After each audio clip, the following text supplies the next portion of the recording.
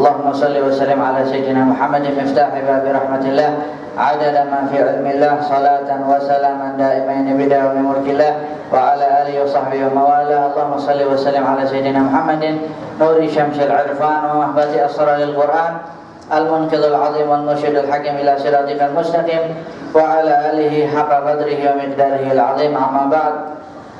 Alhamdulillah, para hadirin hadirat yang dirahmati Allah, para habaib, para asatidzah, tuan-tuan, puan-puan yang dirahmati Allah, saudara-saudara kita seiman, seislam dan seihsan insyaallah daripada Rohingya yang alhamdulillah di sini duduk bersama-sama dengan kita, sama-sama berdoa kepada Allah Subhanahu wa taala agar Allah selamatkan negara mereka, Allah jadikan negara mereka jadi baldatun thayyibatun wa rabbun ghafur, dan insyaallah Allah jadikan mereka ini generasi-generasi yang dapat menyelamatkan bangsa mereka, generasi-generasi Al-Qur'an, generasi-generasi yang jauh dari fitnah dajjal sampai hari kiamat nanti. Alhamdulillah, tuan-tuan, puan-puan yang dirahmati Allah, kita dapat berjumpa kembali di tempat yang penuh berkah ini insyaallah. Alhamdulillah, setelah beberapa bulan kita tinggalkan, tempat ini makin bercahaya. Alhamdulillah, tak tahu mungkin sebab ada nur atau tak tahu mungkin sebab ada lampu-lampu yang baru ini. Tapi insyaallah semuanya Allah Subhanahu wa taala berkahi dengan adanya cahaya-cahaya zikir yang selalu kita baca di sini, dan begitu dengan cahaya-cahaya Al-Qur'an. Dan alhamdulillah kita sama-sama di sini sebagai umat Islam, kita ikut cara Nabi Muhammad SAW. Karena ada beberapa riwayat yang menyatakan malam yahtam bi ambil muslim fahuwa munafik, kata Nabi Muhammad SAW. Barang siapa yang dia tak peduli, tak ambil berat langsung terhadap perkara apa sahaja yang terjadi pada setiap umat Islam, maka dia termasuk orang-orang munafik, kata Nabi Muhammad SAW. Dan alhamdulillah, dengan duduknya kita dekat sini, berhimpunnya kita duduk dekat sini sama-sama, itu membuktikan bahwasanya kita insyaallah jauh daripada sifat munafik. Karena kita duduk di sini ambil berat kepada kaum muslimin dan muslimat yang di Rohingya, yang sekarang ini telah dibantai, dibunuh dan ingin di-genocide, istilahnya dimusnahkan secara massal. Etnis-etnis Burma dan kaum muslimin terlebih khususnya. Dan Nabi Muhammad SAW ketika beliau diutus, beliau mengatakan kepada sahabatnya, bu'ithtu ana was-sa'ah kahatain, kata Nabi Muhammad. Ketika aku diutus, jarak antara aku dan hari kiamat sama seperti dua jari ini. Antara jari telunjuk dengan jari tengah, jaraknya sangat dekat. Dan kemudian Nabi Muhammad SAW mengatakan di dalam hadis yang lainnya, ana wa kafilul yatim kahatain. Aku dan sesiapa yang memelihara anak yatim, jarak dekatnya sama seperti jarak dekatnya hari kiamat. Sama jari telunjuk dengan jari tengahnya Nabi Muhammad SAW. Dan sekarang kita telah tahu kiamat sudah dekat. Dan dekat yang Nabi Muhammad SAW sebutkan bukan berarti kita tidur, pasu bangun terus tiba-tiba ada hari kiamat, tak. Yang dimaksudkan dekat menurut Nabi Muhammad SAW ada tanda-tandanya. Sebab setiap segala sesuatu kalau dia ada tandanya, pasti segala sesuatu itu dekat. Contohnya kalau kita ada anak sakit, pasti ada tanda-tandanya. Mungkin tiba-tiba rasa sejuk, atau berpeluh, atau mungkin tiba-tiba pingsan, atau mungkin darah naik, gulanya naik, jantungnya entah apa. Nak sebutkan penyakit pun susah, so saya bukan dokter. Yang penting itu semua ada tanda-tandanya. Begitu juga tentang hari kiamat. Dan yang terjadi di umat Islam dan yang terjadi di dunia ini semuanya adalah tanda-tanda hari kiamat yang telah disebutkan oleh Nabi Muhammad SAW. Yang salah satu yang kita dapat bantu adalah ketika yang ada di hadapan kita ini semua adalah anak-anak yatim. Dan barang siapa yang memelihara anak yatim, dijamin terus oleh Nabi Muhammad SAW, nanti dia duduk bersanding dengan Nabi Muhammad SAW.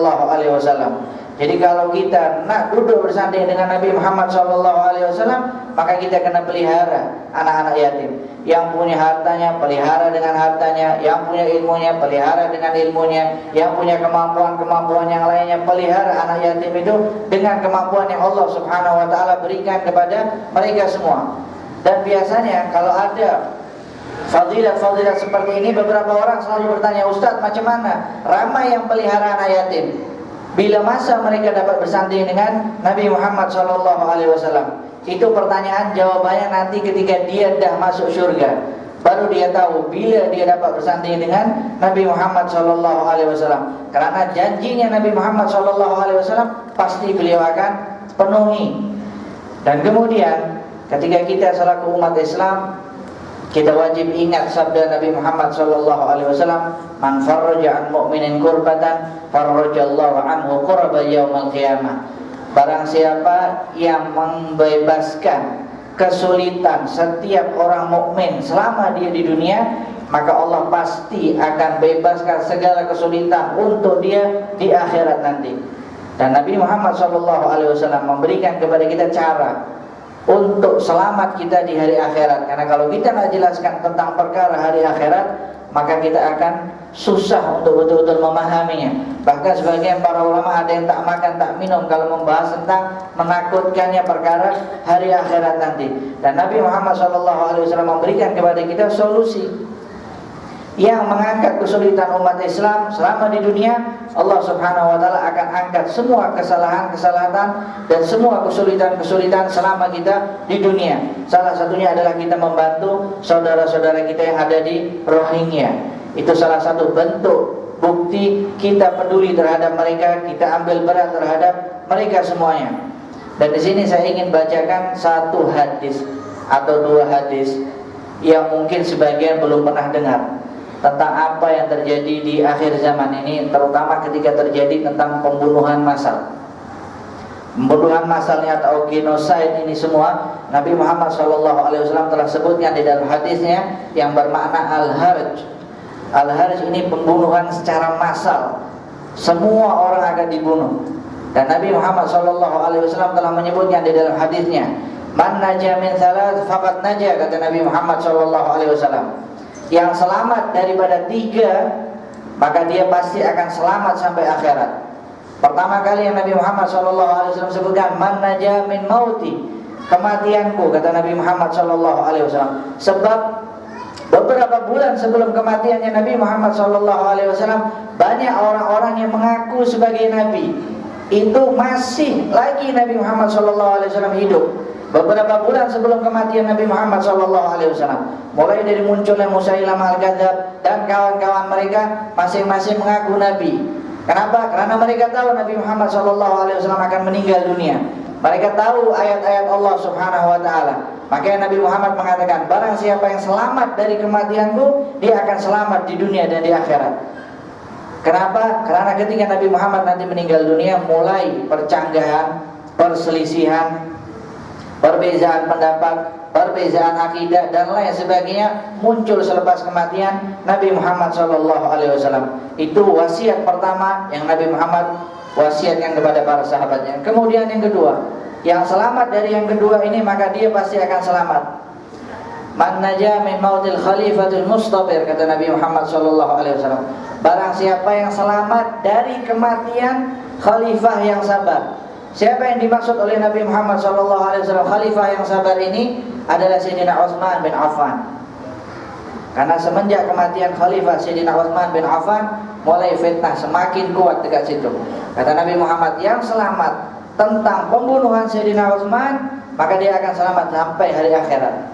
Dan kemudian Nabi Muhammad SAW memberikan solusi lagi, barang siapa yang selamat dari Dajjal. Yang ketiga ini Dajjal, kata Nabi Muhammad SAW. Yang selamat dari Dajjal, maka dia akan selamat di dunia dan di akhirat. Dan alhamdulillah kita telah membaca surat Al-Kahfi. Surat Al-Kahfi ini salah satu daripada benteng kita untuk jauh dari fitnah Dajjal. Dan yang Nabi Muhammad SAW sebutkan tadi, barang siapa yang selamat dari tiga perkara, dua dari perkara tadi adalah tentang kematian dan pembunuhan. Dan kemudian yang ketiga Nabi Muhammad sebutkan Dajjal. Kenapa Nabi Muhammad tak sebutkan kematian Dajjal? Karena Dajjal ini akan punya tentara, akan punya kelompok, akan punya golongan yang pasti kerja mereka akan membunuh semua manusia. Sebab itu di sini Nabi Muhammad SAW ada hadis di dalam Sahih Muslim. Jadi tak perlu diragukan lagi ini hadis betul ke tak betul. So hadis ini ada di dalam riwayat Imam Muslim. Hampir semua orang dah lupa tentang hadis ini. Dan ini semua terjadi dengan saudara-saudara kita yang ada di Rohingya. Nabi Muhammad SAW mengatakan, "Walladzi nafsi biyadihi la tadhhabud dunya hatta ya'ti 'ala nasi yaumun la yadril qatilu fima qatal." Kata Nabi Muhammad SAW, beliau bersumpah demi jiwaku yang ada di tangannya. Itu kalau di dalam susunan bahasa Arab bersumpah dan dengan nama yang paling tinggi. Mungkin kalau kita ada sumpah dengan nama Allah, wallahi atau wabillahi, masih ada lagi tingkatan sumpah di atasnya. Dan Nabi Muhammad SAW bersumpah demi jiwa yang ada di tangannya. Nabi Muhammad mengatakan, la tadhabud dunya, dunia ini takkan habis. Maksudnya takkan datang hari kiamat, hatta ya'ti 'alan nas, sampai datang suatu masa pada semua umat manusia, la yadril qatilu fima qatal, orang yang membunuh tak tahu apa alasan dia untuk membunuh. Sebagian daripada mereka membunuh itu merupakan ritual kesucian. Kalau pembunuhan itu di dalam agama kita paling sangat dilarang. Allah mengatakan di dalam Al-Quran, "Wa man ahyaha faka'annama ahyan nasa jami'a." Kalau kita membunuh satu orang, seakan-akan kita bunuh semua umat manusia yang ada di dunia. Dan siapa yang menghidupkan satu umat, satu manusia, seakan-akan kita menghidupkan semua umat manusia. Dan ini zamannya telah sampai kepada zaman kita. Sebagian orang mereka membunuh, membantai, baik yang saudara kita di Rohingya ataupun di negara-negara yang lainnya. Sebagian daripada mereka yang membunuh tak tahu apa alasannya mereka untuk membunuh. Kenapa? Karena mereka hanya diperintah. Sebagian daripada mereka manusia tapi nampak robot. Mereka tak tahu, terus jadi ikut perintah, bunuh sana, bunuh sini. Dan itu semua telah disebutkan oleh Nabi Muhammad SAW. Itu yang pertama. Yang kedua, Nabi Muhammad sambung kembali, walal maqtula fima qutil, kata Nabi Muhammad. Kalau zaman nanti yang pembunuh itu tak tahu apa sebab dia bunuh orang lain. Dan kemudian Nabi Muhammad sebut, walal maqtul fima qutil, yang dibunuh pun tak tahu kenapa saya dibunuh. Keluarga mereka tak tahu sebab apa saya dibunuh. Itu Nabi Muhammad SAW telah berikan kepada kita peringatan 1400 tahun yang lalu. Lepas Nabi Muhammad bagi tahu, hati-hati, sampai dekatnya hari kiamat akan ada suatu masa. Dan masa ini terjadi ketika umat Islam dah lupa. Sebagian orang semua bising dengan perkara-perkara furu'iyat, perkara-perkara cabang. Kita selalu dibisingkan dengan perkara-perkara yang semua itu perbezaan pendapat, yang boleh diselesaikan, yang banyak solusinya, yang masih banyak dalil-dalilnya, yang boleh kita toleran sama sekali. Dan kita melupakan hadis yang Nabi Muhammad SAW sebutkan. Kemudian ketika mendengar ucapan seperti ini, sahabat terkejut. Macam mana boleh sampai pada zaman pembunuh tak tahu sebab apa dia bunuh, yang dibunuh pun tak tahu kenapa dia dibunuh. Sahabat bertanya, faqila kaifa yakunu dzalik? Ya Rasulullah, macam mana boleh terjadi macam itu? Apa sebabnya sampai terjadi suatu perkara macam itu? Nabi Muhammad SAW menyatakan al-harj. Al-harj ini pembunuhan massal atau genocide istilahnya. Dia membunuh secara total. Dia tak kisah orang tu salah ke, betul ke, baik ke, jahat ke, muslim, non muslim, yang penting dibunuh sahaja. Itu tugas mereka. Dan itu yang Nabi Muhammad SAW sebutkan, al-qatil wal maqtul finnar. Pembunuh dan yang dibunuh semuanya masuk neraka Allah Subhanahu wa taala. Itu yang akan terjadi nanti pada akhir zaman. Dan kita tengok, kalau kita termasuk umat Islam, kita dibunuh, maka kita akan mati syahid karena kita dibunuh. Karena kita meninggal dalam keadaan mengucapkan kalimat la ilaha illallah Muhammadur Rasulullah SAW.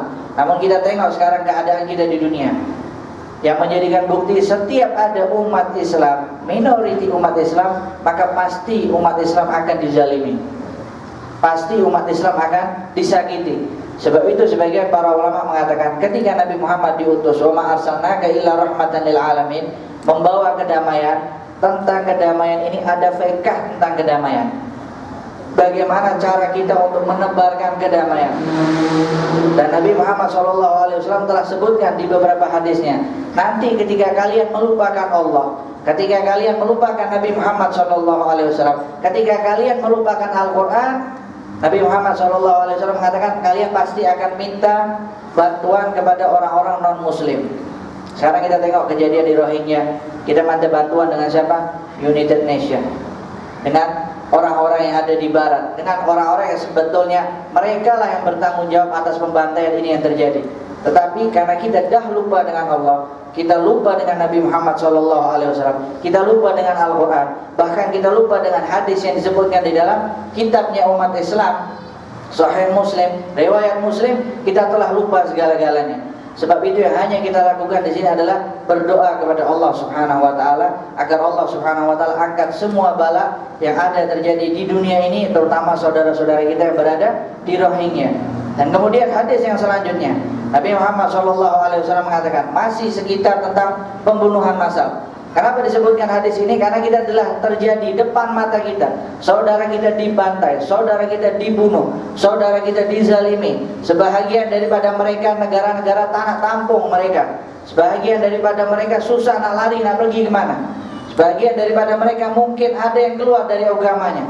Sebagian daripada mereka mungkin ada yang bunuh diri, tapi kita tak tahu apa yang terjadi. Karena Nabi Muhammad SAW mengatakan yang dibunuh pun tak tahu sebab apa dia terbunuh. Dan Nabi Muhammad SAW sebutkan lagi di dalam hadis yang lain, kali ini Imam Bukhari yang meriwayatkan, la taqumu sa'ah hatta yuqbadal ilm. Ingat, hari kiamat takkan pernah terjadi sampai ilmu itu diangkat. Dan sahabat pernah bertanya, ya Rasulullah, bagaimana ilmu itu diangkat? Nabi Muhammad SAW mengatakan, innallaha la yaqbidul ilma intiza'an yantazi'uhu minal ilm. Kata Nabi Muhammad SAW, yang dimaksudkan Allah mencabut ilmu bukan tiba-tiba ada orang punya ilmu, tiba-tiba Allah cabut ilmunya terus dia jadi bodoh. Tak. Innama yaqbidul ulama, kata Nabi Muhammad SAW. Tapi yang Allah cabut adalah ulama. Ulama Allah berikan umur dia pendek, meninggal, si fulan meninggal, syekh fulan meninggal, ustaz fulan meninggal, doktor fulan meninggal, habib fulan meninggal. Semua ulama dicabut oleh Allah Subhanahu wa taala. Hatta ittakhadun nasa ru'asan juhala, sampai pada masa itu manusia tak tahu lagi nak buat pemimpin ini pemimpin yang mana. Baik pemimpin kelompok dia, atau baik pemimpin jamaah dia, atau mungkin pemimpin rumah tangga dia. Fadallu wa adallu, kata Nabi Muhammad SAW. Di dalam riwayat lainnya, fasu'ilu fa'aftau bi ghairi ilmin fadallu wa adallu. Jadi ketika yang diangkat itu adalah orang bodoh, maka pasti ketika mereka ditanya, dia akan memberikan jawaban yang sesat untuk diri dia dan menyesatkan untuk orang lain. Apa salah satunya? Sebagian mengatakan pembunuhan itu adalah ritual suci. Jadi sebagian orang mengatakan kalau engkau nak sukses, engkau kena bunuh umat Islam. Kalau engkau nak sukses, engkau kena bantai umat Islam. Itu semua adalah ajaran-ajaran Dajjal yang Nabi Muhammad SAW telah ajarkan kepada kita. Dan semua itu dibungkus rapi, kemasan rapi dalam bentuk akademik. Semua disebarkan di dalam ilmu-ilmunya, di dalam buku-bukunya, sehingga sesuatu yang tak boleh di dalam agama Islam nampak macam boleh, nampak macam indah, nampak macam sedap. Dan Nabi Muhammad SAW mengatakan wa taksuruz zalazil, banyak gempa. Kita tengok berapa banyak di dunia ini gempa-gempa. Zaman Nabi Muhammad SAW belum pernah ada gempa sebanyak nanti yang akan terjadi di akhir zaman. Mungkin kita boleh tengok berapa gempa yang telah terjadi. Dan Nabi Muhammad SAW mengatakan wa yataqarrabuz zaman, dan masa itu semakin dekat. Tiba-tiba anak dah besar, tiba-tiba ayah dah meninggal dunia, tiba-tiba saudara kita dah meninggal dunia, tiba-tiba ada saudara kita yang dibantai, tiba-tiba ada berbagai macam. Sebab itu Nabi Muhammad SAW mengatakan, aku diutus, jarak dekatnya aku dengan hari kiamat sama seperti 2 jari. Itu yang dimaksud oleh Nabi Muhammad SAW, masa semakin dekat. Contohnya, dah lama kita berpisah 6 bulan, tiba-tiba dah sampai lagi duduk kat sini. Rasa macam semalam atau kemarin. Kita tengok orang-orang tua yang di sini 6 bulan kita tinggal, tapi masya Allah wajah mereka bercahaya, macam muda-muda lagi. Berarti itu masa yang semakin dekat, dan itu termasuk tanda-tanda hari kiamat. Dan Nabi Muhammad SAW sambung kembali, wa tadharul fitan, fitnah semakin banyak. Apa fitnah itu? Fitnah itu berbagai macam cara Dajjal untuk mengeluarkan umat Islam dari agama Islam. Cara yang jahat tapi dia kemas menjadi baik. Itu intipati daripada fitnah. Sebab itu kita kena pelajari apa itu fiqh tentang fitnah. Begitu juga kita wajib pelajari apa itu fiqh tentang perdamaian. Dan kemudian Nabi Muhammad SAW sambung kembali, wa yakthurul harj, dan akan terjadi pembunuhan massal sebanyak-banyaknya. Di setiap negara dibantai habis bersih. Kita lihat dari dulu, mulai daripada Yamannya, mulai daripada Surianya, mulai daripada Mesirnya, mulai daripada Tunisnya, mulai daripada Iraknya, semua ada pembantaian massal. Tapi kita tak sedar-sedar. Nabi Muhammad SAW dah beritahu kepada kita. Bahkan Nabi Muhammad mengatakan, kalau dah sampai fitnah, pembantaian massal itu sampai kepada Suriah, fahiyas sailam. Kata Nabi Muhammad SAW, itu sudah akan terjadi pembunuhan yang lagi teruk.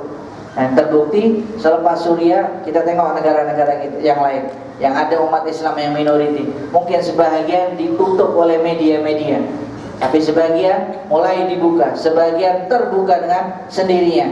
Dan Nabi Muhammad SAW berikan kepada kita had. Kalau dah sampai fitnah itu dekat Suriah, nanti tengoknya selanjutnya terus akan terjadi sedikit demi sedikit. Itu bukti bahwa kita telah lupa kepada Allah Subhanahu wa taala. Karena Allah mengatakan di dalam Al-Qur'an, "Fadhkuruni adzkurkum." Ingat kepadaku, aku akan ingat kepada kalian.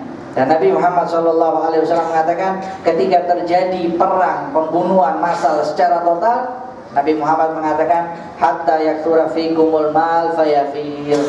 Harta itu akan melimpah ruah. Kenapa? Karena orang banyak beli senjata, semua jadi kaya. Kekayaan mereka gunakan untuk pembantaian. Sehingga sekarang pembunuhan dan pembantaian adalah ritualnya orang-orang Dajjal, orang-orang pengikut setan, orang-orang pengikut Dajjal. Dan itu yang dilarang oleh Nabi Muhammad SAW. Dan kemudian yang terakhir, hadis ini riwayat Imam Ahmad. Ini hadis semua disebutkan oleh para ulama dari dulu. Dan Nabi Muhammad SAW mengajarkan kepada kita hati-hati. Sebab itu kaidah di dalam kita untuk selamat tentang akhir zaman adalah hifdzul lisan minadz dzam wa hifdzul yad minad dam. Jangan sampai kita duduk dekat Malaysia tapi kita dicatat oleh Allah sebagai pembunuh. Boleh jadi kita duduk dekat Malaysia tapi mulut kita sokong pembunuhan di sini, sokong pembunuhan di sana. Atau mungkin mulut kita tak bercakap tapi kita tulis dekat mana-mana media sosial, sokong bunuh sana, oh sepatutnya bunuh ini, oh sepatutnya yang ini, sampai kita dicatat oleh Allah Subhanahu wa taala sebagai pembunuh. Sebab itu Nabi Muhammad SAW mewanti-wanti kepada kita, jangan sampai kita pernah ikut segala sesuatu yang berbau tentang pembunuhan. Karena Nabi Muhammad dah mengatakan, yang selamat dari 3 perkara tadi, dia akan selamat di dunia dan di akhirat. Mungkin kita tak pernah rasa, tapi nanti di akhirat ketika catatan amal kita, oh si fulan ikut dengan pembunuhan dekat Suriah, oh si fulan ikut pembunuhan dekat Rohingya, oh si fulan ikut pembunuhan dekat Irak, Mesir dan Tunisia dan lain sebagainya. Padahal kita duduk tenang pegang handsetnya. Dan itu yang ditakutkan oleh Nabi Muhammad SAW. Di sini ada hadis yang ketiga. Kita akan berikan 3 hadis saja. So kalau kita berikan hadis lagi yang banyak, nanti semakin terperanjat. Sebab Nabi Muhammad SAW dah membaca semua keadaan sampai akhir zaman. Apa yang terjadi Nabi Muhammad dah bagi tahu kepada kita. Jadi hadis-hadis yang Nabi Muhammad berikan kepada kita, itu kalau kita nak tes UPSR atau PT3, itu dah macam cheat. Jadi kita tak perlu lagi belajar, kita tengok aja cheat itu, dah tahu jawaban dia. Dan Nabi Muhammad SAW dah berikan semua cheat-cheat itu kepada kita semua. Hanya saja kita nak baca ke tak nak baca. Dan Nabi Muhammad SAW sebutkan, anna baina yaday sa'al harj. Di antara tanda-tanda dekatnya hari kiamat adalah al-harj. Al-harj ini ditanyakan kembali oleh para sahabat. Wa mal harj? Apa itu harj ya Rasulullah? Al-kadhibu wal qatl. Ini hadis yang ketiga ini ada gabungan. Bahwasanya dimasukkan al-harj. Jadi kalau di 2 hadis tadi mengatakan pembunuhan massal, kalau di hadis yang ketiga ini adanya penipuan dan pembunuhan.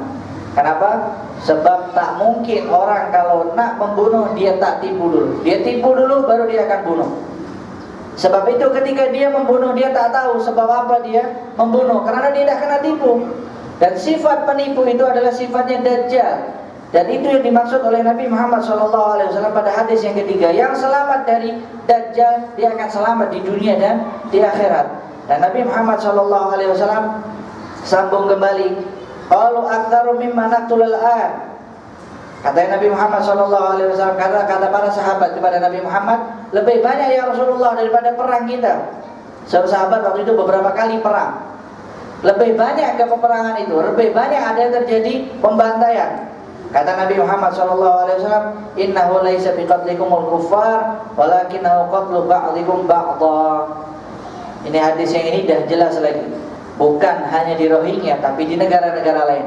Kata Nabi Muhammad, nanti akan terjadi pembunuhan massal juga, tapi bukan antara kalian dengan kafir, tapi antara kalian dengan sesama kalian sendiri. Sesama umat Islam terjadi saling bunuh-membunuh. Dan Nabi Muhammad berikan kepada kita detail lagi, hatta yaqtula rajulu jarah, sampai nanti seseorang keluar daripada rumahnya, pergi dekat rumah jirannya, dia bunuh jiran tadi.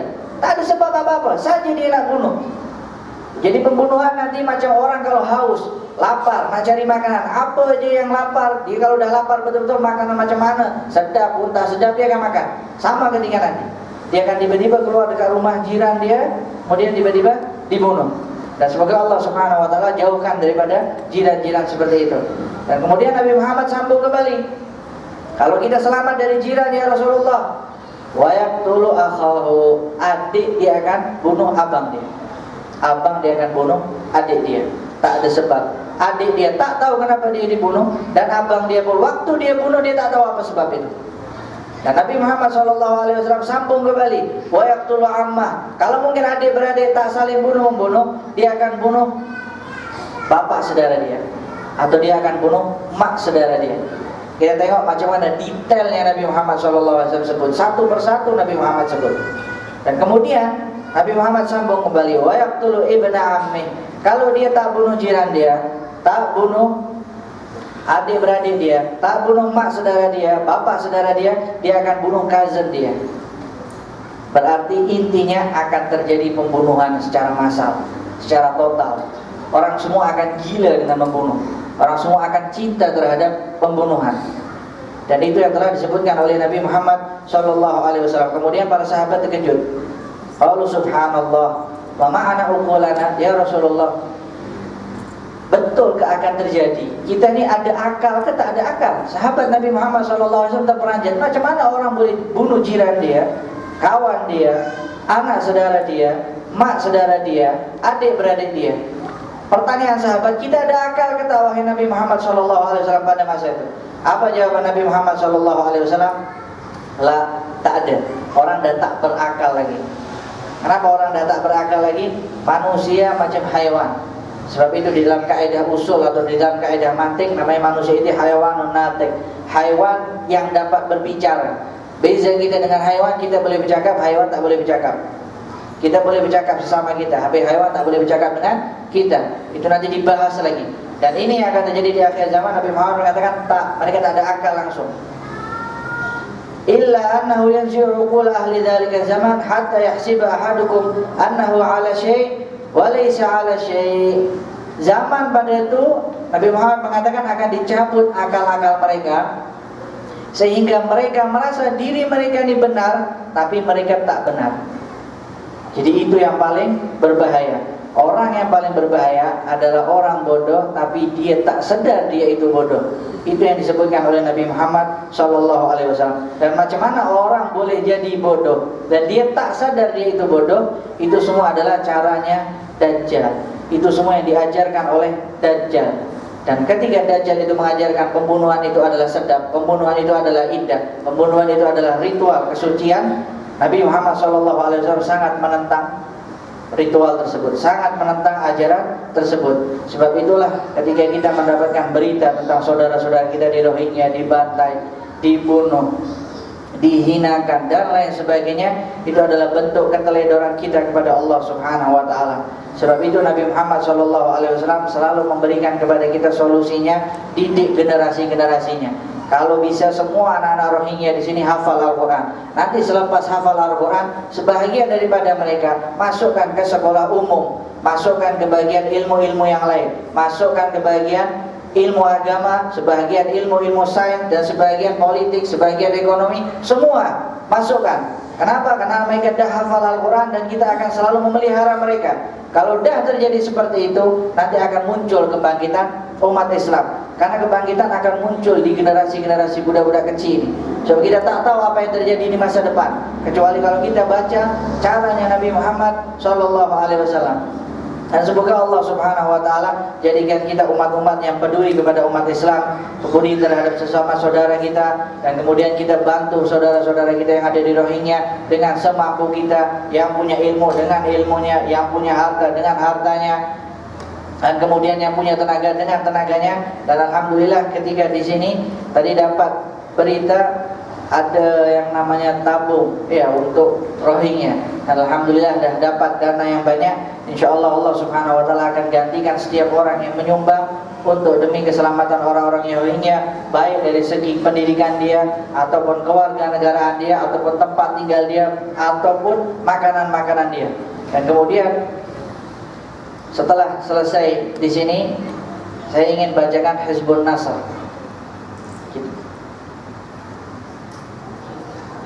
Nanti ada pengumuman sebentar, kemudian saya akan tutup dengan Hizbun Nasr. Karena itu salah satu doa yang paling kuat. Dan yang kita baca di sini adalah Hizbun Nasr milik Imam Abdullah bin Alwi Al-Haddad. Karena salah satu katanya yang menyokong buat program ini adalah Imam Abdullah Al-Haddad. Jadi kita baca Hizbun Nasr yang punya Imam Haddad. Dan kalau dibaca Hizbun Nasr ini, insya Allah kita baca satu kali, nanti sebagian daripada di sini kalau yang hafal ayatnya, nanti kalau kita baca ayat kursi baca sama-sama. Kalau saya baca selepas ayat kursi, yang lain baca amin. Amin yang khusyuk, jangan sampai ada yang tertidur. Sebab ini bacaan diamalkan untuk memenangkan umat Islam pada setiap musuh yang akan menyerang umat Islam. Jadi pembantaian di mana-mana. Kita semampu kita. Sekarang kita hanya mampu baca di sini satu kali. Di beberapa tempat dibaca sampai 41 kali. Dan kita berupaya di sini baca satu kali, insya Allah dengan jamaah yang ramai di sini, dengan hati yang ikhlas, dengan hati yang tulus, kita baca bersama-sama. Insya Allah akan menangkan umat Islam yang ada di Rohingya. Insya Allah kita akan sambung kembali. Bismillahirrahmanirrahim. Alhamdulillahirabbil alamin. Kita mengucapkan terima kasih jazakumullah khairan jazak kepada Ustaz Ali Redha dengan pengisian ilmu tausiah yang telah beliau sampaikan sebentar tadi, yang telah mengupas sedikit sebanyak di antara peristiwa-peristiwa akhir zaman ini, apa yang berlaku di antara sebab dan musababnya, untuk kita mengambil manfaat daripada apa yang telah berlaku setakat ini. Dan seperti yang telah kita maklum, kejadian yang berlaku di Myanmar, di mana komuniti etnik Rohingya yang telah dihalau daripada kampung halaman mereka, di kampung mereka dibakar dan dibunuh dan diseksa, dan ramai di antara mereka telah lari daripada kampung-kampung mereka, dan dalam usaha untuk melarikan diri itu ramai yang telah lemas di sungai, di lautan, dan dibunuh dan ditembak secara membabi buta, dan beratus-ratus orang yang telah mati, dan in fact yang beribu-ribu orang yang telah mati. Dan yang selamat pun ramai, tetapi dalam keadaan yang sungguh daif, di mana mereka tiada mempunyai makanan, pakaian, tempat tinggal, dan dalam keadaan yang sungguh kesian apabila kalau kita melihat dengan sendirinya. Dan ramai persatuan-persatuan dan NGO-NGO yang telah berusaha untuk membantu mereka, dan di atas kesedaran saudara-saudara Islam kita, Pusat Community Hub mengambil inisiatif ini untuk mengadakan tabung khusus, iaitu kita namakan sebagai tabung bantuan kemanusiaan Rohingya, yang mana telah kita sebarkan di dalam grup-grup WhatsApp kita semalam. Dan alhamdulillah kita mendapat respon yang begitu positif daripada ahli-ahli jamaah kita, dan juga kepada mereka-mereka yang telah menerima WhatsApp daripada kita.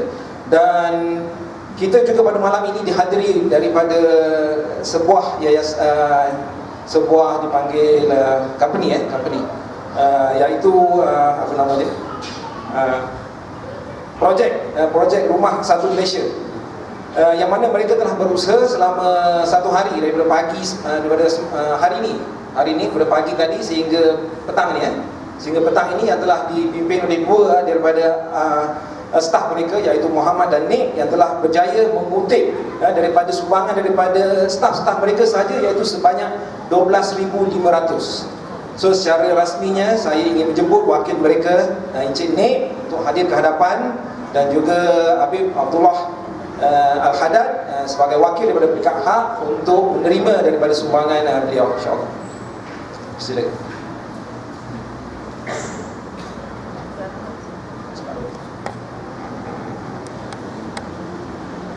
Mungkin Habib Abdullah Al-Haddad ingin menyampaikan sedikit daripada amanat yang baik sampai saya serahkan majlis kepada beliau, insyaAllah. Bagi pihak kami ucapkan terima kasih kepada ahli khidmat daripada Prima, dan kita doakan supaya mereka sentiasa dilindungi oleh Allah dan mereka dijauhkan daripada bala dan fitnah dalam kerja-kerja mereka. Kami juga terima kasih kepada yang lain-lain yang telah memberi sumbangan kepada tabung ini. Kita telah menerima semua sekali lebih kurang dalam 20,000 lebih setakat ini. Dan kita akan teruskan efek ini sampai minggu depan, insya-Allah.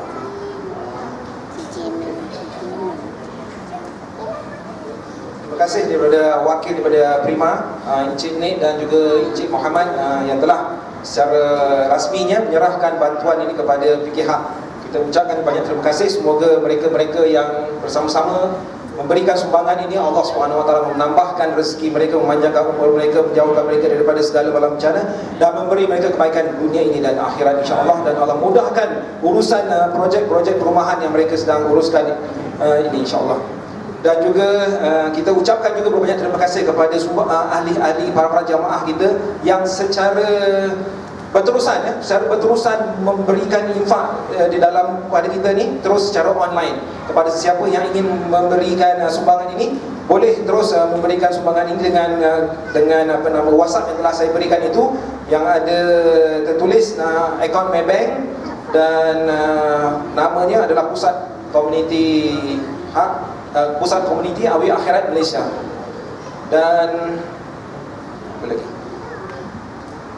Seperti yang telah diumumkan tadi, berdasarkan daripada apa yang telah kita terima pada malam ini, kita telah mendapat sejumlah lebih daripada 25 lebih 25,000 lebih setakat ni. Dan juga pada malam ini juga kita melancarkan tabung-tabung dengan uncang-uncang tadi itu, yang mana collection daripada tabung-tabung itu semuanya akan kita serahkan kepada mereka. Dan wang-wang sumbangan ini akan kita salurkan kepada NGO yang berkemahiran dalam memberi sumbangan ini kepada komuniti Rohingya di sana, iaitu NGO Asian Resources Foundation. Dan sekiranya perlu, insya-Allah wakil daripada PKH akan bersama-sama pergi untuk menyerahkan sumbangan ini. Dan juga kalau boleh kita ingin mendapat volunteer daripada jamaah kita yang sama-sama turut serta. Tapi kita belum finalize lagi, masih di peringkat perbincangan. Kita ingin memastikan keselamatan dan juga kebenaran daripada pihak Kuasa Malaysia untuk membenarkan kita pergi ke sana, insya-Allah. Dan seterusnya kita, seperti yang telah diumumkan oleh Habib Ali Redha sebentar tadi, kita akan baca Hizib Nasar sebagai daripada usaha kita untuk Allah SWT mengangkat segala bala-bala ini dan memberi jalan keluar daripada bala yang telah menimpa kita. Dan selepas ini kita akan sunaikan solat Isyak berjamaah, dan selepas itu para hadirin sekalian dijemput untuk sama-sama jamuan makan malam. Sekali lagi saya bagi pihak PKH ucapkan berbanyak terima kasih di atas kehadiran tuan-tuan, puan-puan dan sokongan-sokongan yang telah diberi untuk menjayakan majlis-majlis yang telah kita adakan ini. Dan seterusnya saya buat promosi, next majlis kita adalah pada hari Selasa ini, insya-Allah akan kita keluarkan dalam grup-grup WhatsApp kita mengenai majlis kita yang akan kita adakan itu, insya-Allah. Sekian, wabillahi taufiq wal hidayah. Wassalamualaikum warahmatullahi taala wabarakatuh.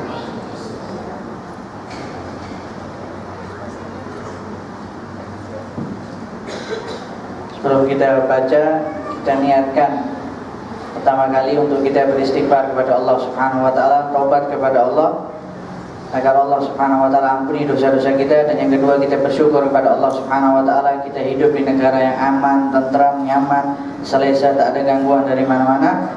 Kemudian ketika itu baru kita selalu ucapkan amin, yang akan saya bacakan sama-sama. Ketika baca ayat kursi kita sama-sama membaca, kemudian baru disambung lagi dengan amin.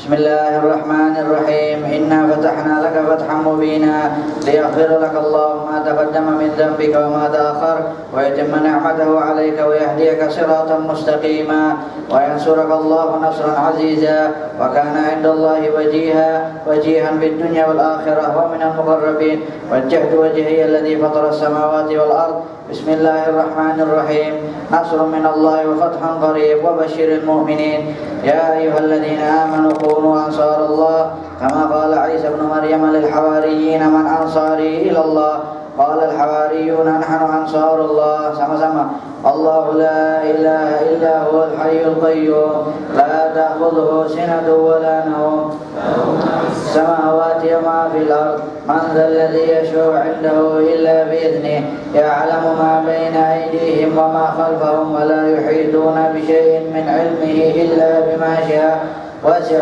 كرسيه السماوات والأرض ولا يؤوده حفظهما وهو العلي العظيم بسم الله الرحمن الرحيم لو أنزلنا هذا القرآن على جبل لرأيته خاشعا متصدعا من خشية الله وتلك الأمثال نضربها للناس لعلهم يتفكرون هو الله الذي لا إله إلا هو عالم الغيب والشهادة هو الرحمن الرحيم هو الله الذي لا إله إلا هو الملك القدوس السلام المؤمن المهيمن العزيز الجبار المتكبر سبحان الله عما يشركون الله الخالق البارئ المصور له الأسماء الحسنى يسبح له ما في السماوات والأرض وهو العزيز الحكيم نعيذ أنفسنا بالله من كل ما يسمع بأذنين ويبصر بعينين ويمشي برجلين ويبطش بيدين ويتكلم بشفتين حصنا أنفسنا بالله الخالق الأكبر من شر ما نخاف ونحذر من الجن والإنس وأن يحضرون عز جاره وجل ثناؤه وتقدس أسماؤه ولا إله غيره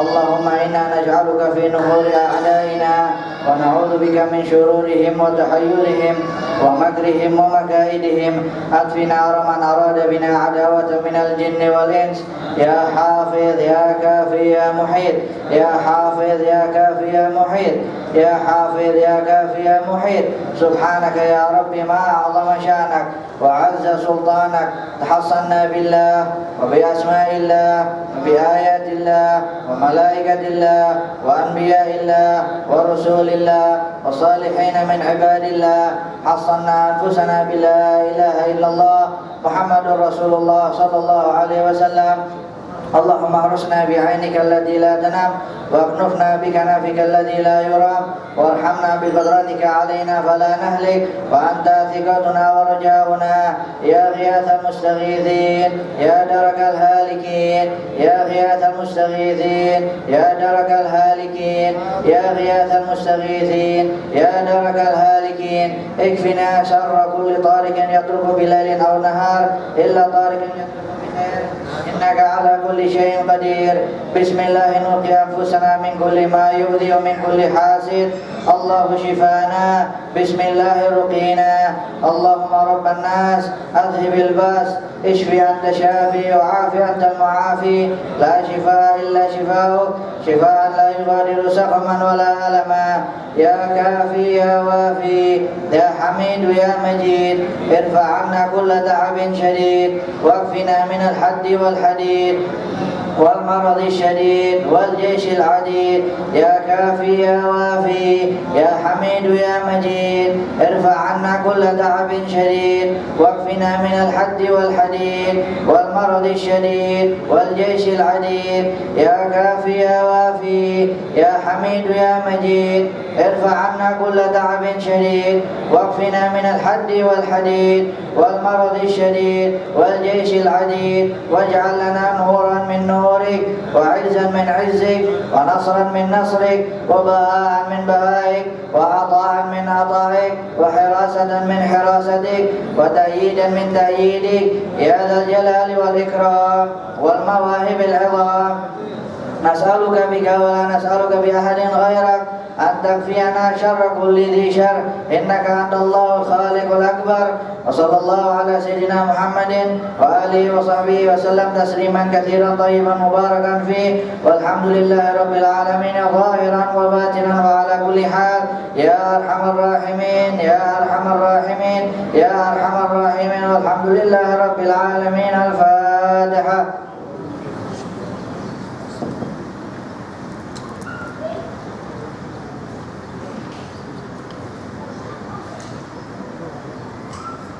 Seterusnya saya menerima kertas ni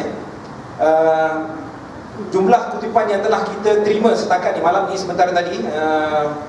Saya umumkan jumlah yang telah kita terima, uncap-uncap yang telah kita jalankan tadi tu. Kita telah mengumpulkan sebanyak RM4,947. Bermakna setakat ini jumlah kutipan yang telah kita kumpulkan keseluruhannya menghampiri kepada 30,000. Termasuk dengan jumlah ini. Alhamdulillah, satu jumlah yang sungguh merangsangkan, satu sumbangan yang sungguh menakjubkan yang telah kita terima dalam tempoh satu hari. Satu hari kita terima hampir kepada 30,000. Dan kita akan teruskan sumbangan ini selama 1 minggu sehingga hari Khamis minggu depan, insyaAllah. Dan seterusnya dengan ini secara rasminya Pusat Komuniti Hak melancarkan dengan kalimah Bismillahirrahmanirrahim tabung bantuan kemanusiaan Rohingya yang akan kita kumpul, dan kita akan serahkan kutipan ini kepada mereka insyaAllah pada minggu hadapan insyaAllah. Dan kita tutup majlis kita pada malam ini.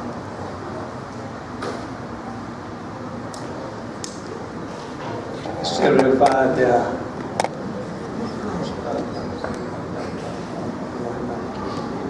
Ya kana ya nasta'in صراط الذين أنعمت عليهم غير المغضوب عليهم ولا الضالين. اللهم يا أكرم الأكرمين يا رحمن يا رحيم يا ذا الجلال والإكرام اللهم اهدنا تقواها وزكها أنت خير من زكاها أنت وليها ومولاها. ربنا تقبل منا دعاء إنك أنت السميع العليم وتب علينا إنك أنت التواب الرحيم. يا رب أجمعك اللهم وبارك لنا وأحبنا الحمد لله رب العالمين تقبل الله منا ومنكم.